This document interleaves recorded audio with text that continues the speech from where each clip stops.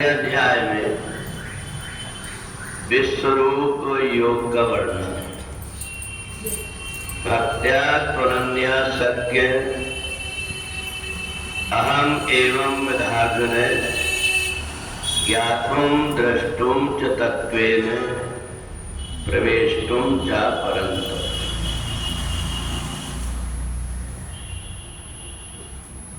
परमात्मा के जो अलग अलग रूप है, भगवान ने 11वें अध्याय में कहा कि जब तक व्यक्ति के अंदर ये सामर्थ्य न हो जाए कि वो व्यक्ति परमात्मा को देख करके पहचान ले, तब तक वो भटकते रहता है। और यही अर्जुन के साथ में भी हुआ। बचपन से लेकर के अर्जुन भगवान के साथ में रहा, परंतु भगवान को नहीं पहचान पाया। तो इसलिए भगवान ने एक उपाय बताया कि जैसे अर्जुन भटक रहा, जैसे हम भी बहुत से व्यक्ति भटकते रहते हैं, यहाँ वहां भटकते रहते हैं, सोचते हैं कि परमात्मा की हमें कहीं अनुभूति हो जाए। तो भगवान ने सोचा इनके अंदर का ज्ञान गीता ज्ञान के द्वारा दूर कर देना चाहिए। और जैसे भगवान ने गीता का अर्जुन को उपदेश करना प्रारंभ किया, उसकी अंदर की वृत्तियां जागृत हो गई और परमात्मा को उसने पहचान लिया। यदि हम गीता का पाठ करते हैं तो गीता के शब्दों से ऐसा उसमें वेदों का सार भरा हुआ है, जिसके द्वारा हम अंदर की परमात्मा की शक्तियों की अनुभूति कर लेते हैं। अभी हमारा शरीर है, परम शरीर से अनजान बैठे हुए हम सभी ने देखा है कि जब शरीर से प्राण निकल जाते हैं तो शरीर वैसे की वैसे रहता है, पर ना तो वो देख सकता है, ना बोल सकता है, ना सुन सकता है। फिर हमने जीवन भर इस शरीर के साथ रहने वाली आत्मा को हम अनुभूति नहीं कर पाते कि हमें ये देखने की, ये शरीर तो जड़ है, क्षितिजल पावक गगन समीरा, 5 तत्वों से बना हुआ ये शरीर है। परंतु वही आंख जब तक के अंदर की चेतना चलती है, देखती है, वही कान जब तक के जीवात्मा सुनता है, और वही पैर चलते हैं जब तक कि जीवात्मा की चेतना।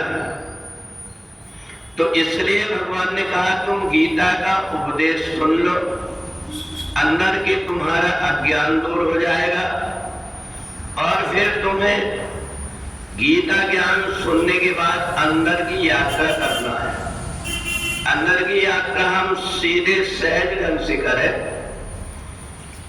कि धीरे धीरे एकांत में थोड़ा समय बैठ करके हमारी जो श्वास आ रही है और जा रही है, हमारी आंख के अंदर जो देखने की शक्ति आ रही है, कान के अंदर जो शक्ति आ रही है, ये शरीर के अंदर कहाँ स्थित है, उसका स्वरूप क्या है। और जब व्यक्ति उसको देख लेता है और उसके द्वारा फिर जब बाहर संसार को देखता है तो समझ में आ जाता है कि संसार की जितनी वस्तु है वो माया है और अंदर जो आत्मा बैठी हुई है परमात्मा का रूप है। हमें जिन खोजा तिन पाइया गहरे पानी बैठ, हमें इसके लिए थोड़ी खोज करना पड़ता है। अगर हम 10 मिनट हमारे मन के अंदर जितने प्रकार के विचार आते हैं, ईमानदारी के साथ उनको हम लिखना शुरू कर दें और बाद में बैठ करके पढ़े, तो हमें अपने आप को लगेगा कि मेरे से बढ़कर के पागल कोई नहीं। इतने प्रकार के विचार आते, तो इन्हीं विचारों को गीता ज्ञान के माध्यम से हम विचारहीन होकर के, थोड़ी देर में कुछ भी नहीं विचार लाऊंगा, कोई मंत्र नहीं जपूंगा, शांत रह करके अंदर देखूंगा, और जब अंदर की हलचल समाप्त हो जाती है तो जैसे पानी के अंदर कोई चीज पड़ी हो, जब तक ऊपर की पानी हिलते रहता है, नीचे की चीज दिखाई नहीं देती, ऐसे ही हमारे अंदर शक्ति का भंडार भरा हुआ है, पर हमारे अंदर बहुत सारे जो विचार आते हैं, इन विचारों के कारण अंदर की चीजें दिखाई नहीं देती। और इसलिए जो व्यक्ति गीता का ज्ञान पढ़ता है उसकी बुद्धि भी तेज हो जाती है, परमात्मा को पहचानने की शक्ति भी आ जाती है, और वो अंदर की यात्रा प्रारंभ कर लेता है। बोले वृंदावन बिहारी लाल की।